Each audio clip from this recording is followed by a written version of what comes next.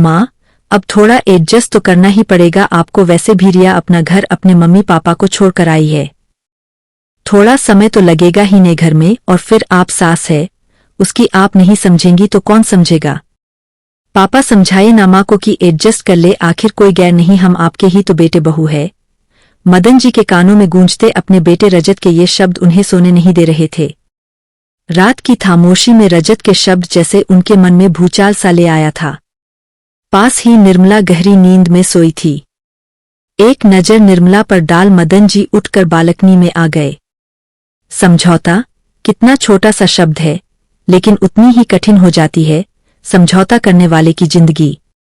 एक बार जिसने समझौता कर लिया, क्यों हर बार उसी से समझौते की उम्मीद की जाती है।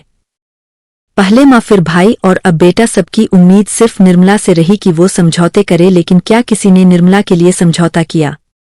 दिमाग में बार बार उठते इन प्रश्नों के उतर जाने के लिए मदन जी का मन उन्हें अतीत की गहराइयों में ले जाने को व्याकुल हो रहा था। नई बहू आ गई का शोर मचा था। लाल सुर्ख जोड़े में नव जीवन ले हजारों सपने सजाए, आज निर्मला अपने पति मदन के साथ अपने ससुराल की चौखट पर खड़ी थी।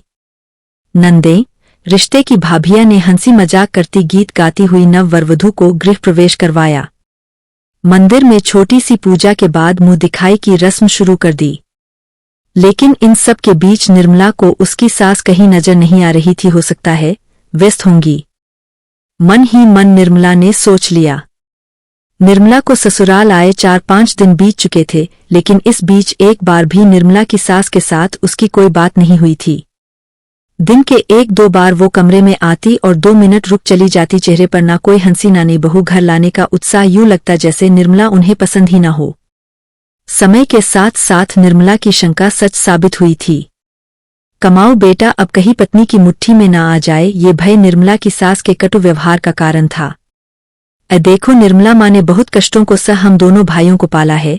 मैं नहीं चाहता इस उम्र में उन्हें कोई दुख या परेशानी हो, इसलिए तुमसे कह रहा हूं कि समझौता कर लो और जैसे माँ कहे वैसा ही करो, आखिर इस घर की बड़ी बहू हो तुम। जितनी आसानी से मदन जी ने ये बात निर्मला को कह दी, उतनी ही मन से निर्मला जी ने मान भी लिया और समझौता कर लिया। अब घर में निर्मला की सासू माँ का ही डंका बजता।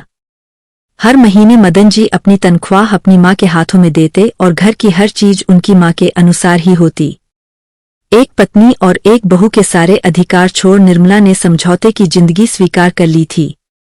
अब मदन जी माँ बहुत चुस्त थी, क्योंकि उनका कमाऊ बेटा उनकी मुट्ठी में था और बहू उनके अनुसार चलती थी। लेकिन निर्मला कुछ उदास, जिसे भली भांति समझकर भी मदन जी चुप रह गए। कुछ समय बीता और छोटे भाई की शादी भी हो गई। निर्मला की देवरानी चालक और आलसी महिला थी। घर में काम बढ़ गया था, लेकिन हाथ अभी भी 2 ही थे और वो थे निर्मला के। देवरानी किसी काम में सहायता नहीं करती। सुनिए जरा, देवर जी को कहिए कि देवरानी जी को समझाए, अब कितने दिन ने बहू बनकर रहेगी, थोड़ा घर के कामकाज में हाथ बंटा दिया करें।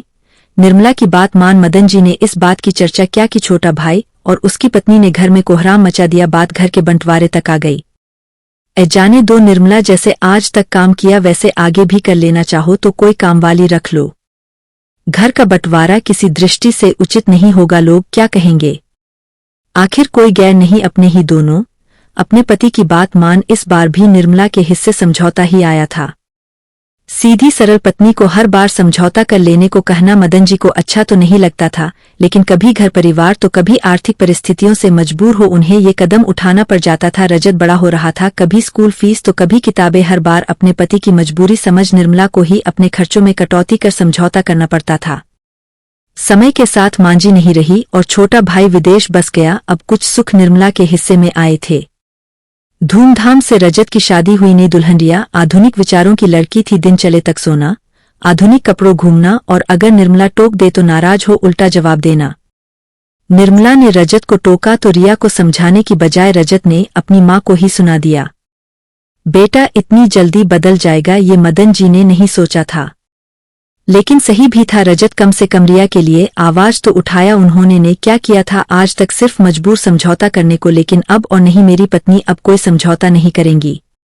एक नए दिन के साथ एक फैसला ले चुके थे। मदन जी मन का बोझ अब हल्का हो चुका था। ये क्या इतनी सुबह खुले में बिना शॉल के खड़े हैं, कहीं ठंड लग गई तो चलिए अंदर चाय बनाने जा रही हूँ। निर्मला जी मीठी डांट सुन मदन जी मुस्कुराते हुए अंदर आ गए। रजत भी तब तक नीचे आ चुका था।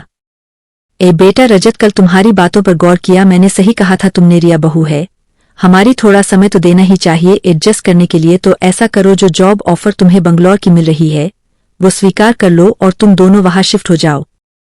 रिया को भी समय मिल जाएगा। लेकिन पापा, मैंने ऐसा क्या कह दिया जो आप मुझे बंगलौर शिफ्ट होने को कह रहे हैं? और फिर माँ को तो मैंने बचपन से एडजस्ट करते देखा है, कभी दादी तो कभी चाची के साथ, तो अब रिया के साथ क्या समस्या है?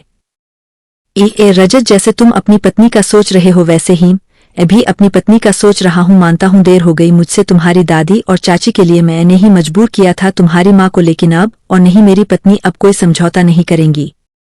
उम्र के इस पड़ाव पर अब मेरी पत्नी स्वाभिमान के साथ रहेगी, ना कि समझौते कर।